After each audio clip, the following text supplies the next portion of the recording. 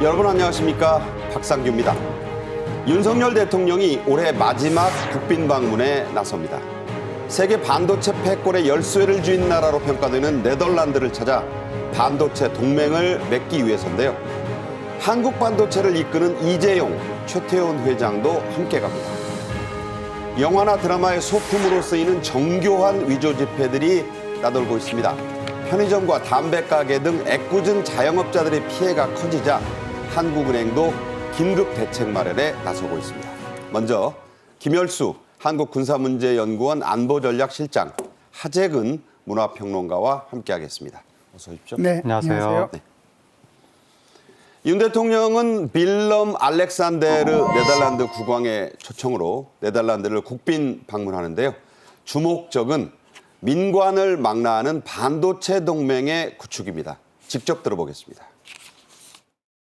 윤석열 대통령과 김건희 여사는 빌렘 알렉산더 네덜란드 국왕의 초청으로 12월 11일부터 14일까지 네덜란드를 3박 5일 동안 국빈 방문할 예정입니다. 또한 정부, 기업, 대학을 아우르는 반도체 동맹을 구축하기 위한 방안을 집중 논의할 것입니다. 윤 대통령은 같은 날 열린 방산 수출 전략 회의에서도 이번 네덜란드 국빈 방문의 목적을 직접 밝혔습니다. 역시 직접 들어보겠습니다. EUV 등 세계 최고의 노광 기술을 보유한 네덜란드와의 반도체 협력은 우리 방산 역량 강화에 큰 기여를 할 것이고 또 방산 수출의 새로운 기회도 마련할 수 있을 것이라고 생각합니다. 네, 방금 보신 그런 언급들에 따라서 생각해 볼 수 있는데요. 윤 대통령의 이번 네덜란드 국빈 방문의 주요 일정표를 보면 반도체 관련 스케줄이 핵심이고 또 대부분이죠. 예, 아무래도 이제 대통령께서 국빈 방문하는 거니까요. 아마 한국 대통령으로서는 처음으로 국빈 방문을 하게 되는 거고요. 그렇다 보면 이제 일정이 몇 개가 있죠. 그 중에 하나가 바로 이제 국왕을 방문하고 그리고 나서 국왕이 베푸는 뭐 공식 환영 만찬이 있지 않겠습니까?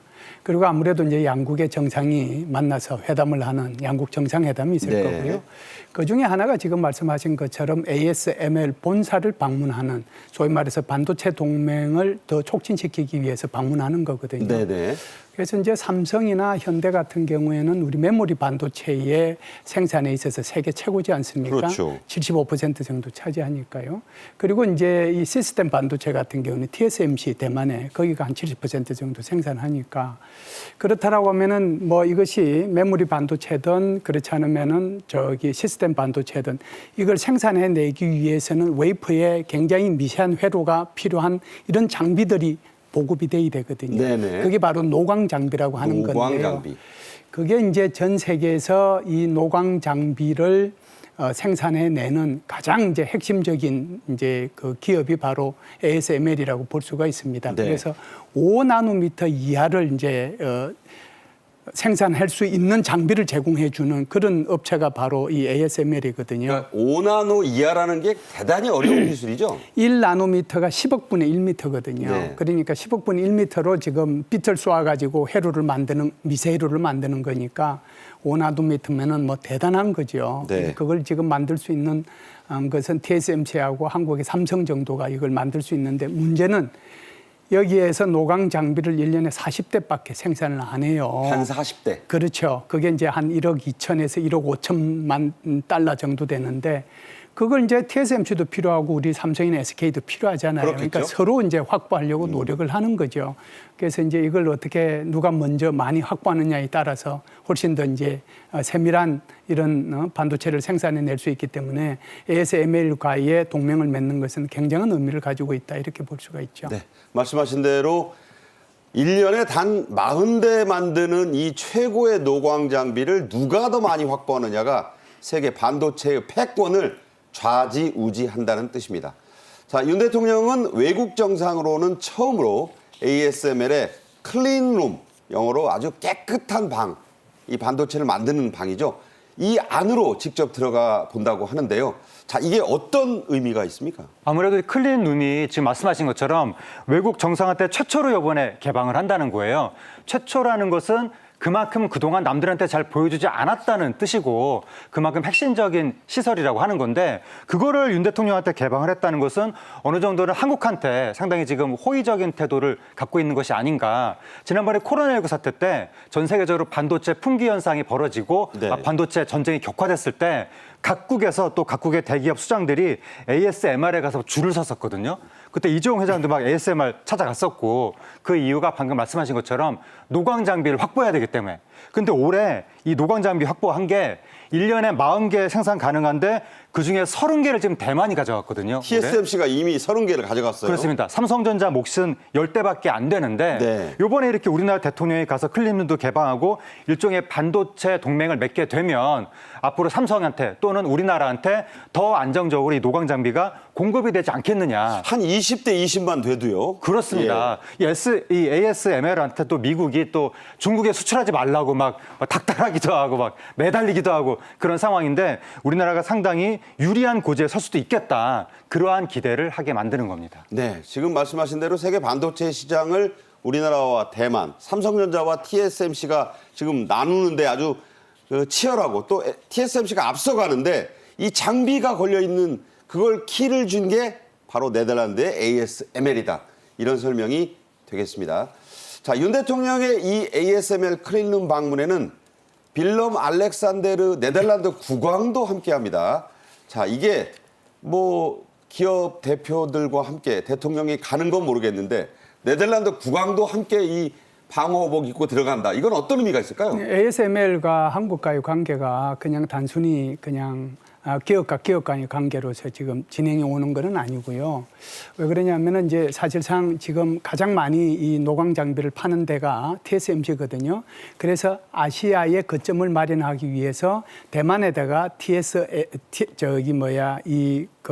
ASML의 거점을 마련하려고 그랬어요. 그런데 그때 갑자기 이게 이제 한 2, 3년 전 얘기예요. 네네. 그때 갑자기 사실상 이 대만 문제가 많이 불거졌고 그래서 이제 중국의 대만 침공 문제가 이제 여러 가지로 불거졌잖아요. 이른바 양안 문제죠? 그렇죠. 이때 이제 우리 한국의 기업 그다음에 우리 한국의 정부가 아주 총동원되다시피 해서 MSL을 가가지고 ASML을 설득을 했어요.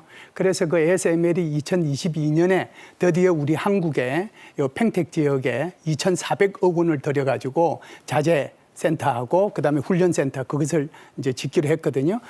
벌써 이제 첫 삽 떠가지고 지금 작업이 진행되고 있어요. 예. 그래서 ASML하고 한국하고는 이미 이런 관계가 유지되어 있는 상태거든요. 그렇기 때문에 이번에 대통령께서 가서 국왕하고 같이 이걸 방문하면 우리가 이 반도체 동맹을 맺는 데도 큰 도움이 되고 또 클린룸이라고 하는 것은 이게 아무한테도 개방 안 하는 건데 그러니까요. 이걸 보면 지금 우리 한국에서 지금 현재 윤석열 정부가 추진하고자 하는 것이 반도체 강국을 향해서 가는 거잖아요. 네. 그러면은 이제 여기에 이 전체적으로 클러스터를 조성해야 되는데 그 클러스터를 조성하기 위해서는 이제 이런 협조들이 필요한 거잖아요. 그렇기 때문에 이번에 그걸 방문하면은 이 클러스터를 조성할 때 이 클린룸을 방문을 통해 가지고 무엇을 이렇게 봐야 될지 아마 이 전문가들은 딱 쳐다보는 순간 아마 깊은 통찰력을 아마 느낄 거라고 저는 그러니까 생각을 해요. 우리 같은 사람은 그냥 보면은 그렇죠. 깨끗한 방이구나 이렇지만 저런 전문가 CEO들이 보면 엄청난 통찰이 올 거다. 아마 대통령께서는 뭐 정확하게 모르실 수 있지만 이재용 삼성 그 회장이나 최태원 회장은 딱 보는 순간 이걸 어떻게 앞으로 자기네들이 이게 클러스터가 형성이 되고 그랬을 때 이걸 해야 될지를 아마 알게 될 거예요. 게다가 국왕이 방문했기 때문에 이런 반도체 동맹이 훨씬 더 굳건해질 수 있는 계기가 될 수 있지 않을까 이런 생각을 합니다. 네. 국왕과 함께 두 총수에게 네덜란드가 반도체의 심장부를 보여준다. 이런 의미가 있겠습니다. 자, 2002년 한일 월드컵 그 영광 지금도 기억나시죠? 4강 신화를 이끈 거스 히딩크 감독 얘기를 하지 않을 수 없습니다.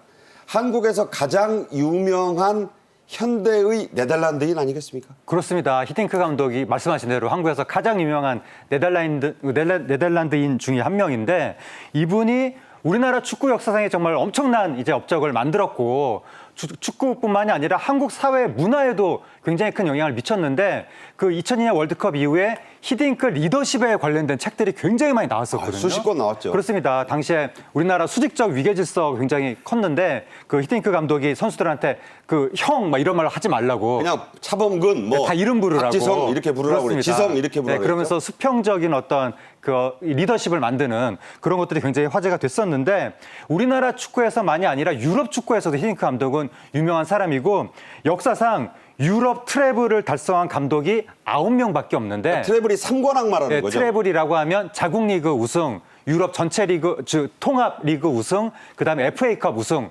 3대 우승을 하면 트래블이라고 하는데 역사상 9명입니다. 네. 그 9명 중에 한 명인 거예요. 엄청난 분이죠. 그렇습니다. 그리고 이제 2002년에 이분이 워낙에 혁혁한 공을 세웠으니까 이분 때문에 만들어진 제도가 명예 국민 제도인데 네. 이분이 1호입니다. 그래서 우리나라 명예 국민인 거예요. 언제든지 무비자로 한국에 방한할 수 있고 한국 영주권도 이분이 원하기만 하면 얻을 수 있습니다. 그 2년 전에 이제 축구 감독으로서는 공식 은퇴를 하고 네. 편안한 노후를 지금 보내고 있다고 그렇습니다. 알려져 있죠. 자, 이 히딩크 감독이 있었던 곳이 바로 PSV 아인트호벤 구단인데 이게 그 ASML 본사가 있는 곳에서 얼마 안 떨어진 곳에 있다고 하죠? 네, 바로 옆에 있다고 하는데 아인트호벤이 네덜란드에서 굉장히 유명한 구단이고 우리나라하고도 인연이 깊은데 바로 우리나라에서 축구 선수 중에 해외로 진출했던 1세대 차범근 선수에 이어서 허정무 선수가 해외로 진출했었는데 허정무 감독으로 허정무 유명하죠. 그 예. 감독인데 그 허정무 감독이 선수 시절일 때 그때 해외로 진출했던 팀이 바로 네덜란드의 아인트호벤이었습니다. 그때부터 우리나라 축구 팬들한테는 익숙해졌던 그 팀이고 그다음에 2002년 월드컵 이후에 우리나라 선수들한테 해외에서 막 그 빅리그에서 그 러브콜이 왔었거든요. 근데 그때 히딩크 감독이 빅리그 가면 안 된다. 네. 바로 가면은 주전을 못 잡을 수도 있기 때문에 주전 자리를 그래서 네덜란드 리그가 적당하다라고 하면서 아인트호벤하고 아약스 이런 팀을 추천을 했던 거예요. 유명한 구단이죠. 아약스. 그렇습니다. 그래서 아인트호벤으로 박지성 선수가 가고 아약스로 이영표 선수가 가고 그러면서 자연스럽게 빅리그로 이어졌던 그런 기억이 있었는데 이러한 이 축구를 통해서도 우리나라하고는 상당히 인연이 깊은 나라라고 할 수 있습니다. 네. 히딩크의 나라. 그리고 그렇습니다. 박지성과 이영표가 빅리그로 가기 위해서 전초기지로 삼았던 곳. 그렇습니다. 그곳이 바로 이번에 윤 대통령이 가는 거기에서 얼마 안 떨어진 곳에 있는 아인트호벤이다. 이런 말씀까지 드리겠습니다. 자, 원래 우리 국민들, 저도 마찬가지인데 어렸을 때 학교에서 교과서로 네덜란드 배울 때 풍차, 튤립, 어떤 소년의 뭐 간척 이야기 이런 거 배웠는데 기억나시죠, 교수님도? 예, 우선 뭐 네덜란드에 대해서 얘기를 조금 먼저 하고 구체적으로 좀 말씀을 드리도록 하겠습니다. 사실상 네덜란드는 그 유럽의 북서부에 위치해 있죠. 그래서 입헌 군주 국가입니다. 땅의 한 4분의 1 정도가 바다 수면보다도 낮기 때문에 네. 그럼에도 불구하고 면적은 우리 남한 면적이 한 5분의 2 정도 되는데요. 국민소득은 한 5만 6천 불입니다. 그런데 우리가 뭐 이 정도만 알지 거기가 이 네덜란드가 얼마나 대단한 국가라고 하는 것은 잘 몰라요. 그냥 뭐 유럽에 있으니까 잘 사는구나. GDP도 높고 국민당 1인 소득도 높구나. 그렇게 생각하지만 좀 전에 우리가 논의했던 것처럼 이 네덜란드는 ASML만 있는 게 아니에요. 네. 기업들 제가 몇 가지만 쭉 말씀드려보면 그게 거기에 있어. 뭐 이런 생각이 드실 텐데. 대표적인 데가? 예. 그래서 이제 에어버스. 네. 그다음에 하이네켄. 그다음에 하이네켄은 맥주 그거죠. 그다음에 NXP라고 하는 자동차 반도체 만드는 유명한 회사. 회사죠. 그렇죠. 그다음에 필립스. 그 전자제품 하면 생각나는 필립스. 그렇죠. 지금은 이제 전자제품을 다 팔아가지고 원래 ASML도 원래 필립스 거였어요. 이것도 이제 팔아버렸는데 지금은 이제 의료용으로 필립스가 이제 특화돼서 가고 있는데 그거 말고도 보험회사 ING. 이게 정말 상상도 할 수 없는 그런 유명한 그런 기업들이 다국적 기업들이 네덜란드 소속이라는 거 그걸 알면은 네덜란드가 정말 작지만 강소국이구나. 네. 그걸 아마 아실 수 있을 겁니다. 그리고 그 식민 통치도 그렇고 2차 세계대전 때 네. 영국, 프랑스보다도 많은 전사자를 낸 그야말로 전사의 나라이기도 하죠. 예, 그렇죠. 근데 사실상 뭐 이게 네덜란드 얘기를 더 끌고 가면 옛날에는 스페인의 식민지였어요. 그렇죠. 스페인으로부터 독립을 해가지고 해양을 향해서 나갔는데 그때는 스페인 이후에 두 번째로 세계 패권까지 차지했던 나라가 네덜란드고 그다음에 영국으로 넘어갔다가 그다음에 미국으로 갔거든요. 그래서 우리가 네덜란드를 가벼이 볼 수 있는 나라는 아니다. 네. 그런 생각을 할 필요가 있고 가장 진보적인 성향, 가장 선진적인 거를 얼리 어댑터를 많이 하는 그 국가가 바로 네덜란드다. 이렇게 보시면 될 것 네. 같습니다. 세계 문화의 허브 중에 하나로 불리는 암스테르담 역시 이 네덜란드에 있습니다. 자, 네덜란드에는요, 과거 풍차가 무려 9,000개나 있었다고 합니다. 10,000개 가까이 있었다고 하니까 그야말로 풍차의 나라인데요. 이게 이제 증기기관이 발명되면서 숫자가 줄긴 했지만 지금도 1,000개 정도는 남아있다고요? 그렇습니다. 네덜란드가 엄혹한 자연 환경과의 투쟁의 역사를 이제 겪어온 나라인데 땅이 이렇게 저지대, 습지대에 있었던 거예요. 그래서 그 땅을 정상적으로 운영하기 위해서는 간척 사업을 계속 해야 됐던 거고 그 바닷물을 막아서 국토를 넓혀온 겁니다. 그래서 전 국토의 4분의 1이 해수면 아래에 있는 거예요. 그러니까 저 네덜란드란 말 자체가 로어랜드, 영어로 낮은 땅이라는 그래서 뜻이라는 낮은 거예요. 땅이라는 예. 뜻입니다. 그래서 이 땅이 워낙에 낮은 데 있기 때문에 물이 넘치면 큰일 나는 거예요. 네. 그래서 나라에 지금 그 운명을 걸고 항상 물을 퍼내는 일을 해야 됐던 건데 그 물을 퍼내기 위해서 풍차를 저렇게 만들었던 거죠. 그래서 풍차가 한때 9,000개에 달했었고 근데 풍차가 사실은 네덜란드 사람들한테는 정말 목숨을 건 그런 거지만 물 안 퍼내면 나라가 잠기는 거예요. 그렇습니다. 그런 거지만 외부에서 보기에는 뭔가 목가적이고 좀 낭만적이고 그런 느낌이 있는 거예요. 그래서 풍차가 있는 풍경이 네덜란드의 상징이 됐고 그러다가 19세기에 증기기관이 만들어진 다음부터는 풍차의 기능이 사라졌거든요. 네. 하지만 풍차가 상징이니까 아직까지 1,000개 정도를 지금 보존해서 지켜가고 있습니다. 각종 여행 예능에 보면 네덜란드 풍탑에서 찍은 게 아주 시그니처 사진인데 네덜란드인들에게는 저 생존 수단이지 보기 좋으라고 해놓은 게 아닙니다. 자, 네덜란드 하면 떠오르는 꽃, 바로 나라의 꽃인 튤립인데요. 튤립은 원래 페르시아 제국이 원산지입니다. 그런데 이게 네덜란드로 들어와서 더 유명해졌어요. 역사에 남은 유명한 튤립 버블이란 말이 있습니다. 이게 몇 년 전 영화로까지도 만들어졌었는데 이 튤립 때문에 나라가 들썩인 적이 있죠? 아, 그럼요. 1630 원래는 이것이 어디에 있었느냐 하면 띠르키에서 가지고 왔어요. 터키요, 근데, 옛날. 예, 이제 색깔은 그냥 하얀색 이제 하나밖에 없었거든요. 그런데 계속해서 품종 개량을 합니다. 품종 개량을 해서 이것이 이제 점점 이제 좋은 품종으로 나오는데 그게 한 400종 정도 돼요. 그러면은 이제 가장 좋은 것부터 이제 이렇게 이름을 붙이는데 제일 첫 번째가 이제 그 황제, 두 번째가 총독, 세 번째가 제독, 네 번째가 영주, 다섯 번째가 장군. 전부 귀족이네요. 그렇죠. 이런 식으로 이제 붙였는데 그게 황제 같은 경우에는 한 뿌리 그게 가격이 대저택의 가격과 맞먹었고 그러니까 요새 말하자면 강남 어디 타워팰리스 값 하나라는 거예요. 그렇죠. 그 정도에 맞먹었고 심지어 소 20마리 값하고 맞먹었습니다. 그런데 너도 나도 이제 여기 튤립을 재배하기 시작을 하잖아요. 네. 그러다 보니까 이게 소 20마리 값까지 올라갔던 것이 1637년도를 기준으로 했을 때 완전히 그냥 급전직하합니다. 그래가지고 뭐지? 겁나가는 예, 거죠. 그렇죠. 그래서 1%까지 최고치에 비해서 그러니까 완전히 그냥 엉망이 되는 요새 거죠. 말로 폭망하는 거죠. 폭망하는 거죠. 그래서 튤립은 지금도 주식을 하시는 분들한테는 이 네덜란드의 튤립 얘기를 가끔씩 이제 하는 것 같습니다. 네. 주식 망할 때 보면 네. 이 튤립 버블이라는 말을 하게 되는데 그게 바로 여기서 나온 말이다. 네. 교수님의 설명으로 잘 들었습니다. 히딩크 감독 전에 우리나라와 인연을 맺었던 옛날 네덜란드 사람이 있었습니다. 제주도 난선 난파기, 말이 좀 어렵죠. 하멜 표류기라고 하면 좀 이해를 하실 텐데 그때는 화란이라고 했습니다. 화란인 핸드릭 하멜이라는 사람입니다. 제주도에 가면 하멜이 표류하다 착륙한 곳에 배 모양과 기념관이 있습니다. 유채꽃 찍느라고 안 보셨을 텐데 그 뒤에 있어요.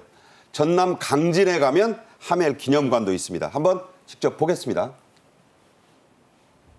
조선시대에 쌓은 전라 네, 병영 바로 이곳이 이제 전남 강진에 있는 하멜 기념관 유적지의 모습이에요. 그러니까 하멜이 제주도에 있다가 또 강진으로도 옮겨가서 살고 조선의 효종 때부터 현종 때까지 13년이나 있었거든요. 그때 이제 여러 가지 일들을 했는데 저렇게 기념관도 있습니다. 그 당시에 이제 모습을 저렇게 조각이라든가 조형화도 해놨고 네덜란드어로 썼던 그런 당시의 기록들, 하멜이 타고 왔던 배, 동인도 회사 소속으로 왔다가 일본 나가사키로 가려다가 중간에 이게 난파를 했던 사람이거든요. 저도 하멜 표류기를 재밌게 읽었는데 자, 하멜이 조선에 살 때 신었던 남학신도 있고요. 네덜란드 때 생활용품들도 그대로 있다고 하는데 이 하멜 표류기 매우 중요한 문헌이죠? 그렇습니다. 하멜 표류기를 통해서 조선이란 나라가 유럽에 처음으로 알려진 거예요. 네. 그 전까지는 이 한반도를 알았거든요. 유럽 사람들이 고래라고만 알고 있었거든요. 고려. 그런데 하멜이 딱 가서 고려는 이제 사라졌고 조선이 생겼다라고 처음으로 알리게 된 건데. 네덜란드어로 발음을 조선국이라고 했대요. 그래서 네. 조선국이라고 알리게 된 건데 하멜이 우리나라 효정 때 그러니까 1653년에 표류해서 이제 왔는데 그 전에 조선에서 서양인들이 오면 우리가 서양인들을 데리고 있을 이유가 없잖아요. 그렇죠. 청나라를 보내고 그랬었는데 하멜이 왔을 때는 효정 때여서 우리가 북벌을 추진하고 있었거든요. 그래서 지금 중요한 전쟁 준비하고 있는데 외국인 내보냈다가 기밀을 알릴 수 있다라고 해서 내보내지 않고 억류한 거예요. 그러니까 네덜란드 하면 유명한 게 조총의 원조가 되는 그 총하고 홍위포가 바로 네덜란드산입니다. 이게. 그렇습니다. 나르는 새도 잡을 수 있다 해서 조청이라고 했는데 그래서 하멜 이행을 딱 억류를 해가지고 한양으로 불러서 무기 만들어라 네. 라고 해서 13년 동안 무기를 열심히 만들다가 근데 청나라 사신 일행이 왔는데 하멜 일행 중에 한 명이 그 청나라 사신 일행한테 난입을 해가지고 우리를 보내달라 하면서 난동을 피운 거예요. 우리는 납치돼 억류됐다 뭐 이런 주장을 했다고 그러면서 그래서 안 되겠다 하고 조선 왕실이 저 강진 같은 데로 유배를 보냈는데 유배를 보낸 바람에 거기서 탈출해서 나가사키 거쳐서 이제 네덜란드로 돌아간 거죠. 네. 돌아가서 동인도 회사에 가가지고 거기 직원이니까 나 지금 13년 동안 억류돼 있었는데 월급 달라고 13년치. 그래서 내가 이런 일을 당했다라고 그 마음을 담아서 보고서로 쓴 책이 하멜 표류기인데 그 안에는 하멜의 억하심정도 담겨 있지만 또 조선에 대한 유럽인의 시각에서의 여러 가지 관찰 그런 것들이 굉장히 중요한 지금 사료가 되고 있습니다. 그러니까 원래 말씀하신 대로 13년치 임금을 달라고 이제 동인도 회사에 요청을 하려니까 근거가 없잖아요. 그래서 기록들을 모아서 쓴 책이 월급 돌려줘요, 체불임금 돌려줘요라고 쓴 책이 바로 하멜 표류기인데 이게 귀중한 역사문헌이 됐다. 이런 일담을 또 전해드렸습니다. 이번에 윤 대통령 내외를 초청한 빌렘 알렉산데르 네덜란드 국왕은 2014년 11월에 막시마 왕비와 함께 우리나라를 방문했었습니다. 박근혜 대통령 시절인데요. 당시 모습 함께 보겠습니다. 네덜란드 빌럼 네. 알렉산더르 그 당시에 이제 2014년 11월 4일에 네덜란드 국왕 내외가 경복궁에 와서 역시 하멜 이 효종을 아련했던 왕조실록에 나옵니다. 그 네덜란드인이 왔다는데 한번 불러 올려라 해서 한양으로 효종이 임금이 불러서 그들을 만나는 행사를 재현했습니다. 그때 이 네덜란드 국왕 부처가 그 장면을 같이 봤는데요. 지금 그 보는 모습 2014년에 그 모습을 함께 보고 계십니다. 자, 빌렘 국왕 부처는 당시에 이 경복궁에서 저렇게 이제 네덜란드 젊은이들이 당시에 하멜 동료들과 하멜을 연기했었는데 그 재현 행사를 직접 봤고 여러 가지 그때 좋은 감정을 가지고 돌아갔죠. 그렇죠. 우리가 이제 하멜 표류기 그러면 하멜만 혼자만 표류한 줄 아는데 아니죠. 동인도 회사에 소속돼 있던 그 상선이 이제 결국은 자초해가지고 표류한 거잖아요. 예, 그때 이제 인원들이 22명이었어요. 많이 왔죠. 그렇죠. 그래서 그 인원들을 일단 제주도에서 한양으로 다 올렸습니다. 네. 그 한양으로 이제 다 보내서 이제 임금도 뭐 처음 보는 사람들이잖아요. 신기하고 그러니까 이제 여러 가지로 그렇죠. 네. 물어보고 뭐 이러는 과정들이 있었습니다. 그래서 그때 당시 이런 거 물어보고 그리고 그 사람들이 이 조선시대에서 살려고 하면 거기다 뭔가 줘야 되잖아요. 그렇죠. 주민등록증을 줘야 되는데 옛날에는 주민등록증 호패예요. 호패. 그래서 호패하고 호패만 주면 또 거시기 하니까 비단하고 호패하고 이렇게 줬거든요. 네네. 그것을 지난번 2014년도에 국왕이 오셨을 때 갱해루에 모셔놓고 이걸 재연을 한 거예요. 그래서 효종께서 물어보시고 하문하시고 또 이제 그때 당시에 그 하멜 그 일행들이 그때 당시에 노래 그 춤 그것도 이제 하고 뭐 그러면서 이제 웃기도 하고 360년 만에 그 행사예요, 그게. 예. 그렇죠. 처음으로 한 행사죠. 네네. 처음으로 한 행사. 그러고 나서 이제 선물도 주고 그 선물 준 걸 그대로 국왕한테 호패하고 비단을 드렸거든요. 네네. 그걸 아주 고이 간직해서 갔으니까 그때부터 인연이 있어 왔다 이렇게 보죠. 참 네덜란드가 우리하고 축구만 인연이 있는 게 그렇죠. 아닌 거를 새삼 확인하게 됩니다. 또 이런 아픈 인연도 있습니다. 일제 강점기를 앞두고 조선이 풍전등화에 처지었을 때 네덜란드는 마지막 희망의 등불 같은 나라이기도 했습니다. 1905년 을사늑약으로 일제의 외교권을 박탈당한 고종은 2년 뒤인 1907년 네덜란드 헤이그의 만국평화회의에 새 밀사들을 파견합니다. 그중에 한 분인 이준 열사는 일제의 농간으로 이 회의장에도 못 들어가자 분을 이기지 못하고 사망했습니다. 윤 대통령이 이번에 그 이준 열사의 기념관을 직접 방문할 예정이죠. 그렇습니다. 우리 민족의 한이설인 그러한 유적지라고 할 수가 있는데 1907년 7월 달에 이준 열사가 현지에서 순국한 그 집이 있습니다. 그 집을 95년 8월 5일에 이준 열사 기념관으로 개관을 했던 거예요. 그 안에 뭐 헤이그 특사로서의 활동이라든가 이준 열사 생애에 대해서 여러 가지 자료들이 보존이 돼 있는데 바로 이 기념관이 유럽에 있는 유일한 우리나라 항일 독립운동의 유적지인데 네. 이번에 대통령이 방문하게 됐습니다. 네, 이곳은 1993년에 그 사제로 어떤 분이 사들였고 전경련이 돈을 대서 이제 이걸 개수를 해서 오늘의 모습을 갖추게 됐는데 이게 이제 유럽에 있는 유일한 독립군의 우리의 유적지 아니겠습니까? 그렇죠. 우리 나라에서도 이제 좀 챙겨야 하지 않을까 싶어요. 맞습니다. 이번 방문도 있고 하니까. 맞습니다. 중국에 가면 여러 가지 유적지들이 많은데 유럽에서는 이제 거의 유일한 곳이 이곳이죠. 그래서 한 250점 정도가 여기에 이제 보관이 돼 있습니다. 이제 이번 대통령께서의 방문을 계기로 해서 국가에서 조금 더 체계적으로 여기를 좀 정리하고 보관하고 또 홍보하는 그런 역할을 좀 했으면 좋겠다는 생각을 합니다. 네, 당시에 참 그 이준 열사가 여러 가지 그 분사했다는 기록이 남아 있고 그걸 모르는 세대들도 있기 때문에 이번에 좀 더 많이 알았으면 좋겠다 그런 생각도 해보게 됩니다. 자, 교수님과 또 하재근 평론가 모시고 말씀은 여기까지 듣도록 하겠습니다. 오늘 고맙습니다. 감사합니다. 네, 잘 들었습니다. 자, 이어서 다음 주제로 가겠습니다. 정말로 감쪽 같은 위조 지폐와 위조 신분증들이 나돌고 있습니다. 한국은행 발표에 따르면 올 상반기에만 위조 지폐 사용량이 무려 17%나 늘었다고 하는데요. 또 미성년자들이 위조 신분증으로 술과 담배를 사서 애꿎은 자영업자들이 울상이라고 합니다. 먼저 영상으로 보겠습니다.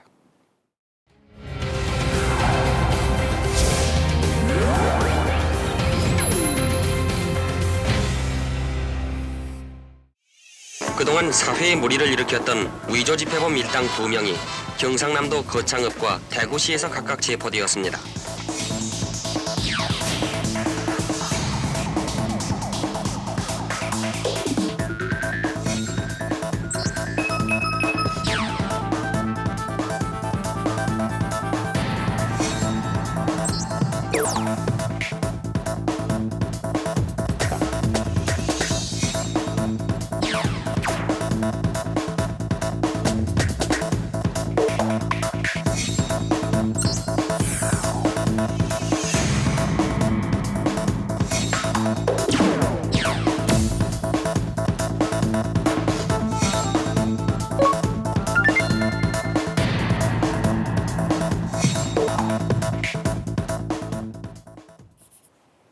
네, 이 주제는 양지민 변호사와 함께 하겠습니다. 어서 오세요. 안녕하세요. 네. 자, 영화 또 드라마 소품용 위조 지폐가 많이 나돈다고 하는데 자, 이런 그 영화 소품이나 드라마 소품에는 영어로 스페시민, 우리말로 견본 이런 도장이 찍힌 것들까지 있다고요? 맞습니다. 이게 사실 이제 화폐를 위조할 수 있는 그런 위험이 있기 때문에 소품으로 사용하려면 저렇게 이제 견본이라든지 명확하게 이게 이제 만들어진 것이다라는 것을 알 수 있는 그런 표시가 사실 찍혀야 되거든요. 네. 그러다 보니까 저렇게 이제 말씀 주신 것처럼 견본 이렇게 찍혀 있는 화폐가 있는데 이거를 자세히 보면 사실은 이게 가짜구나라는 것을 알 수가 있는데 네. 전통시장에서 굉장히 고령의 일상의 이제 상인분들 같은 경우에는 뭐 사실 잘 확인을 안 하는 경우도 많고요. 그렇기 때문에 이것을 이제 화폐라고 생각하고 받으셔서 오히려 거스름돈을 진짜 화폐로 거슬러 주게 되는 그런 경우가 굉장히 많습니다. 그렇기 때문에 사실 국내에서 뭐 우리나라 화폐뿐만 아니라 이제 미국이라든지 이런 외화도 사실은 위조된 것들이 왕왕 발견이 되는데요. 이 부분에 대해서 좀 각별히 주의할 필요가 있어 보입니다. 네, 우리 영화 보다 보면은 막 그 신사임당 그려진 5만 원짜리 막 뿌리고 깔고 그렇죠. 앉고 하잖아요. 근데 다 거기에는 보신 대로 영화 소품 혹은 스페시민, 견본 이런 게 다 찍혀 있으니까 그렇죠. 조금 자세히 살피시면 알 수 있는데 안타까운 일이 많습니다. 자, 한국은행이 발표한 바에 따르면요. 올 상반기에 발각된 위조 지폐가 116장. 전년 같은 기간에 비해서 17%나 늘었다고 하는데 이게 작은 숫자가 아니에요. 맞습니다. 올 상반기에만 위조 지폐가 발견된 건수를 좀 추적을 해보니까요. 116장이었습니다. 전년 동기라든지 전기와 대비했을 때 모두 증가를 한 수치인데요. 절대적인 건수는 그래도 116장이면 낮다라고 느끼실 수도 있을 것 같아요. 네. 하지만 이렇게 전기 아니면 전년 동기 대비 비교해서 늘게 된 이유는 우리가 아무래도 이제 코로나가 많이 이제 사라지게 되면서 사실은 이제 대면 거래가 이제 정상화가 많이 됐고요. 그러면서 이제 현금 건네는 경우 굉장히 많잖아요. 현금을 또 요구하는 상인분들이 있어요. 그렇죠. 특히나 이제 시장 같은 데서는 현금으로 많이 통용이 되기 때문에 사실은 이렇게 건수가 좀 늘게 됐다라고 좀 보실 수가 있을 것 같고요. 하지만 그럼에도 불구하고 뭐 과거 사례와 비교해 보자라고 한다면 계속해서 줄고 있기는 합니다. 2018년에는요 900장이 넘었거든요. 그때는 많았네요. 맞습니다. 그런데 이게 계속해서 점차적으로 줄면서 이제 올해 상반기 같은 경우에는 100장이 조금 넘는 그런 건수를 기록하게 됐고요. 이게 화폐 종류별로 이제 나눠봤을 때에는 5천 원권이 가장 많습니다. 글쎄, 저도 잘 이해는 안 됐는데. 네, 5천 원권이 이제 73장으로 가장 많았고요. 1,000원짜리 1,000원권이 이제 가장 적었습니다. 금융기관이 발견한 위조 지폐를 이제 기준으로 봤을 때 지역별로 나눠보면요. 수도권에 그렇게 집중이 되어 있다고 서울, 합니다. 인천, 경기. 맞습니다. 이렇게 수도권에서 발견된 위조 지폐가 대부분 80.6%를 차지했습니다.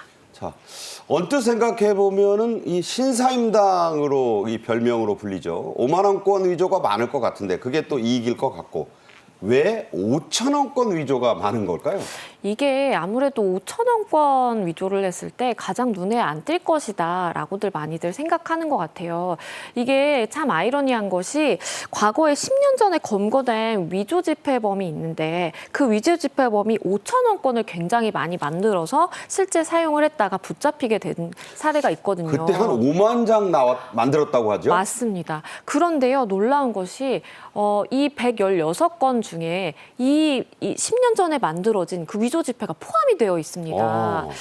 그 과거에 5천 원권을 위조했던 그 위조 지폐범 같은 경우에는 일련 번호를 77246이라고 해서 똑같이 찍힌 그 5천 원권을 만들었었어요. 일련 번호 77246. 맞습니다. 그게 5만 장이 있다는 거죠? 그렇습니다. 그렇기 때문에 만약에 이러한 일련 번호가 찍힌 5천 원권이 이제 발견이 된다, 위조 지폐가 발견이 된다라고 하면 그때 10년 전에 만든 것이다라고 이렇게 추측을 해볼 수가 있는데 추정이 되는데요. 이것이 여전히 유통이 되고 있다라고 하고요. 종류별로 말씀드리면 앞서서 5천 원권이 가장 많다라고 말씀드렸는데 그 다음은 10,000원권, 그 다음에 5만 원권, 1,000원권 순위라고 합니다. 네. 자, 자영업자들의 인터넷 커뮤니티에 5만 원권 위패가 진짜 지폐와 함께 올라왔습니다. 그런데 구별이 제가 봐도 거의 안 됩니다. 나물 팔거나 생선 파는 이 나이든 상인분들을 골라서 위패를 쓰고 거스름돈까지 태연히 챙겨간 20대 커플 이야기, 또 50대에도 그런 짓을 했다고 하고요. 어떻게 봐야 되나요? 굉장히 이런 건수가 많습니다. 그리고 굉장히 좀 재질이 안 좋다고 볼 수밖에 없는 것이 고령의 상인들을 대상으로 이제 범행을 했다라는 것이 또 나쁜 점 중에 하나인 것 같아요. 말씀을 해주신 것처럼 한 사례를 좀 말씀을 드리면요, 68,000원 정도의 이제 음식을 이렇게 식당에서 먹은 겁니다. 그리고 손님이 5만 원권 2장을 내밀었다라고 해요. 그러니까 거스름돈을 줄 수밖에 없잖아요. 네. 거스름돈을 줬는데 이제 받은 돈 중에 한 장이 위조 지폐였다라는 이제 사례도 올라오기도 했고요. 실제 그 20대 커플 언급해주신 20대 커플 같은 경우에는 징역형의 실형이 선고가 되기도 했습니다. 이 커플 같은 경우에는요, 좀 경제적으로 어려웠다라고 해요. 그러다 보니까 이제 잘못된 선택을 하게 된 건데요. 본인들이 이 컬러 프린트 복사기를 이용해서 우리 지폐를 위조해보자 해서 이제 막 컬러 프린트를 하게 됐고요. 네. 맞습니다. 90장이나 위조를 해서 이제 고령의 영세 상인들에게 이렇게 사용을 하고 다니면서 거스름돈을 받아서 이제 현금을 확보하는 그 수법을 사용을 했고요. 한 사람은 1년 징역 실형을 선고받았고요. 그리고 한 사람은 1년 징역형 그리고 이제 2년의 집행유예형을 선고를 받았습니다. 그렇기 때문에 이 재판부에서 봤을 때도 이렇게 실형 선고를 한다라는 것은 죄질이 또 굉장히 나쁘다라고 보고 있는 것 같습니다. 네, 뭐 이렇게 젊은이들만 그러는 게 아니에요. 5, 60대 나이가 좀 있는 분들도 과일을 사고 위조 지폐를 태연하게 내밀었다고 하는데 이런 경우에는 그 법원에서도 형을 좀 무겁게 판결하고 있네요. 네, 그렇습니다. 언급해주신 이 50대 남성 같은 경우에는요, 평소에 환경미화원으로 일을 했다고 해요. 그런데 우연히 이제 환경미화 일을 하시다가 이 위조 지폐를 습득을 하게 된 겁니다. 네. 그래서 이거를 사실 이제 그냥 뭐 폐기를 했었으면 아무 문제가 없었을 텐데, 네. 이거 좀 내가 사용해야 되겠다라는 생각을 하게 되고요. 실제로 이제 뭐 시장 한 과일 이제 노점상을 찾아가서 과일을 사면서 이렇게 위조 지폐를 건네는 수법으로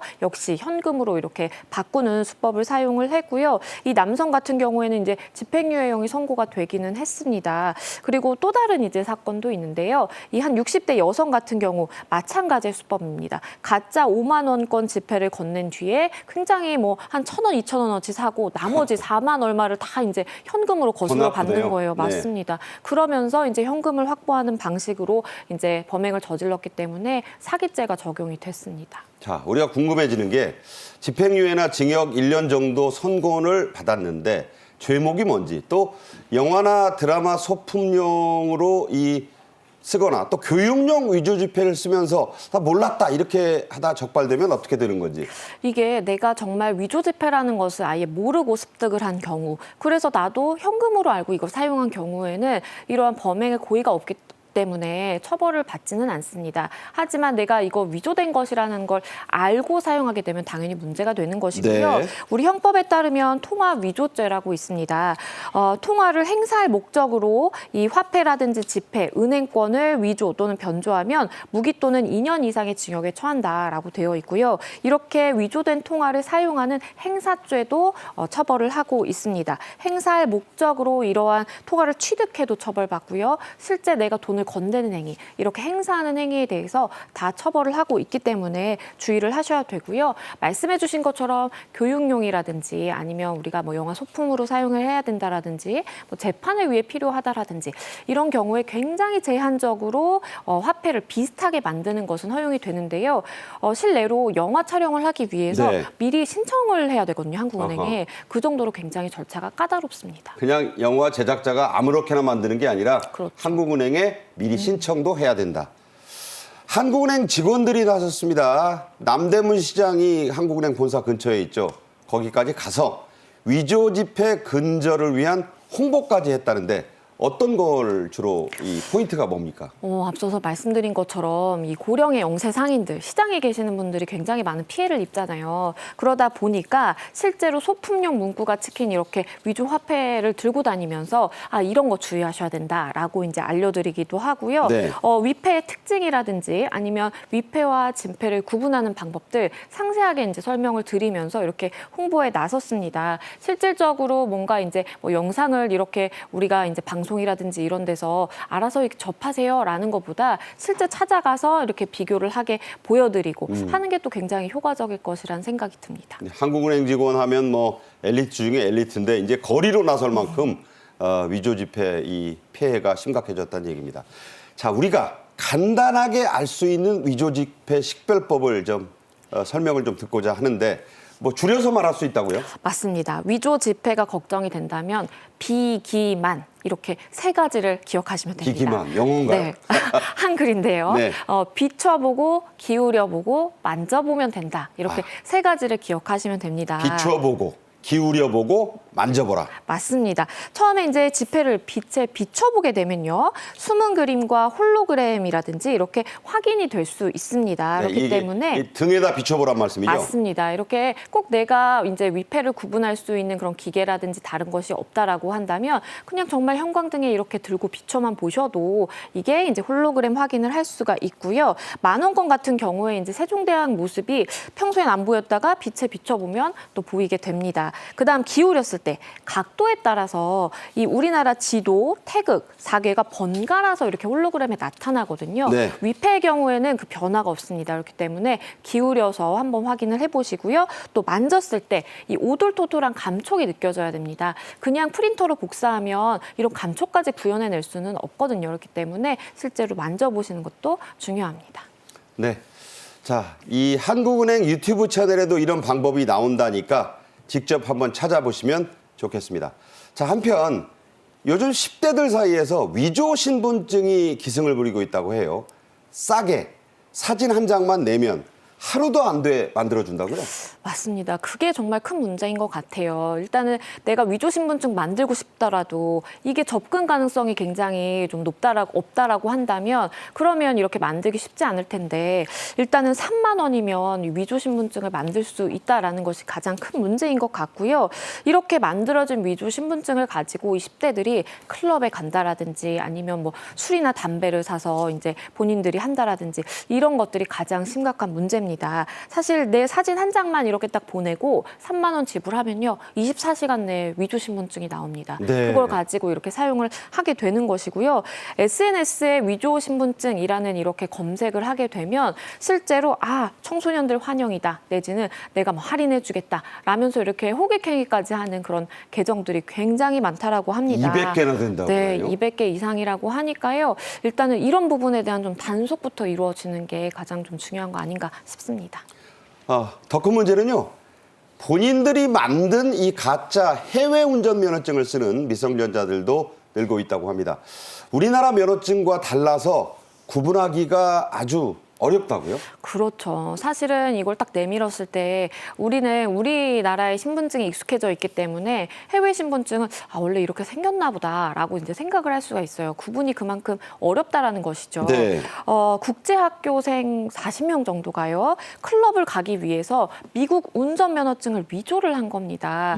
이게 위조하는 게 우리나라 신분증도 저렇게 이제 쉬운데 해외 신분증은 조금 더 조악해도 금방 이렇게 속일 수가 있기 때문에 잘 모른다는 거죠. 영어 쓰여 있고 이러니까. 맞습니다. 네. 만들기가 또 굉장히 쉽다라고 하고요. 카드 인쇄기를 이용해서 장당 20만 원에 이렇게 판 사람들도 검거가 됐습니다. 네.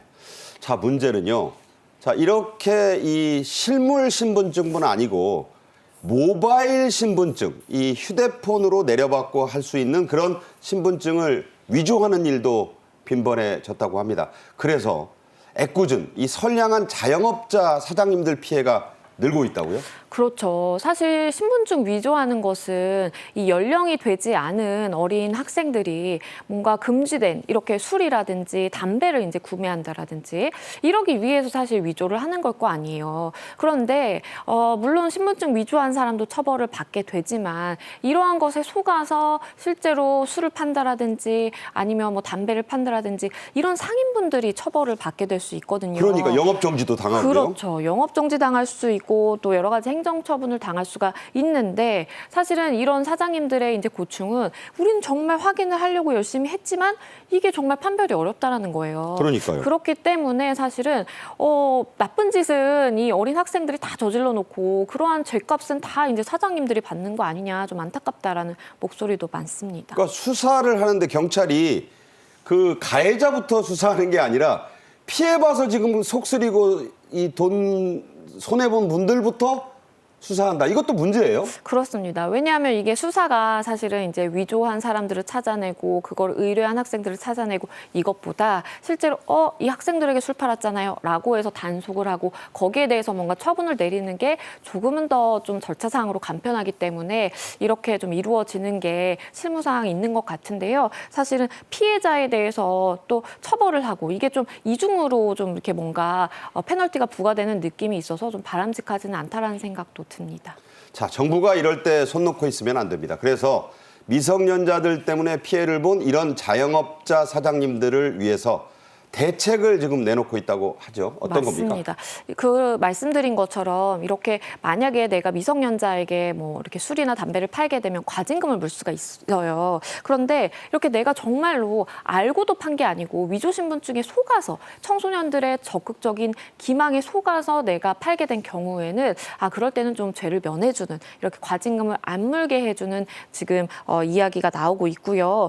과징금 면제를 받은 이 점주들도 실제로 나오고 있습니다. 그리고 숙박업자들 같은 경우에도 뭐 이렇게 신분증 달라 요구를 하는 경우도 있지만 이것에 속을 수 있잖아요. 그렇죠. 그럴 때에는 만약에 숙박업자가 그러한 신분증 요청을 실제로 했고 본인은 주의 의무를 다했다라는 것이 입증이 된다라고 한다면 내년 하반기부터 이 과징금 면제를 해주겠다라는 방책도 발표했습니다. 끝으로요. 요새 이 모바일 위조 신분증 휴대폰을 내밀면 이걸 이제 그냥 보고 맞네요 하고 이렇게 하는데 이거를 휴대폰 어플, 앱으로 확인할 수 있는 길이 생겼다고 하네요. 어떤 겁니까? 맞습니다. 이게요, 패스 앱이라는 게 있습니다. 사실 저도 뭐 금융 거래를 하다 보면 자주 이제 사용하게 되는 어플리케이션인데요. 이게 QR코드를 찍게 되면 이렇게 위조된 신분증인지 가짜인지 진짜인지를 판별을 해주기 때문에 굉장히 쉽거든요. 네. 그래서 점주 입장에서는 이 QR 인증만 하게 되면 내가 이 신분증을 들고 뭐 빛을 비춰보고 뭐 이렇게 잘 고심하지 않더라도 이 패스 앱에서 진짜인지 아닌지를 판단을 해주기 때문에 네. 굉장히 좀 용이하겠다라는 생각이 들고요. 점주들이 꼭 근데 이제 QR코드를 찍는 그 절차는 반드시 필요합니다. 그래서 이것이 조금 더 홍보가 이루어지고 통용화가 된다라고 한다면 추가 장비 없이도 걸러낼 수 있기 때문에 굉장히 좋은 방법이라는 생각이 듭니다. 저런 걸 귀찮게 여기시면 안 되는 게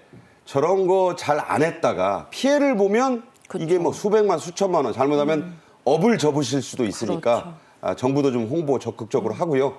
업주분들도 좀 해야 되겠다 이런 생각이 듭니다. 자, 양지민 변호사와 말씀 나눴습니다. 잘 들었습니다. 감사합니다.